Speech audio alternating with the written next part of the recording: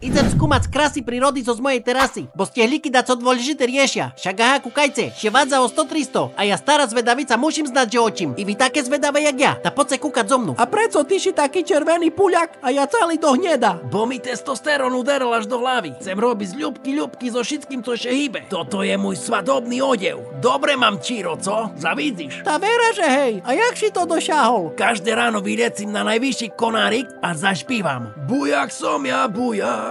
Mám červenú hruď, milá moja frajírečka, iba moja buď. Hej, a ešte som jedol i veľo karotenoidoch. Skúši mi ja, bujak som ja, nejde mi to vôbec. Pri mne nemáš šancu, bo si zase rety. Hľadaj sebe novú zahradu, ja idem za samičkami. Bujak som ja, kúknem na hruď, ani jedno pírko červené. Nabruším sobak možno pomôže. Však výzor nie je až taký dôležitý. Možno že jej zapáčiš za to, že si dobrý a neodlietaj ešte het. Umýjem sa pod jednu pazuchu, pod druhú pazuchu, namasím chvostové pírka a budem ku nej dobrý a milý. Možno ju to zaujme. Jojkeho, že sebe vyberem. Dobrého alebo červeného. Češko še rozhodnúť. Zo dobroty še dzeci nenajedza. Idem za červeným, potrebujem silnú DNA. Dobre si še rozhodla, Pipka. Poď ideme robiť z vajca. Och, ta Teo, co neščervenil, ta ľutujem. Riadna telenovela to bola. Som rada, že my ľudia sme mudrejšie a nám na výzore až tak nezáleží. Či?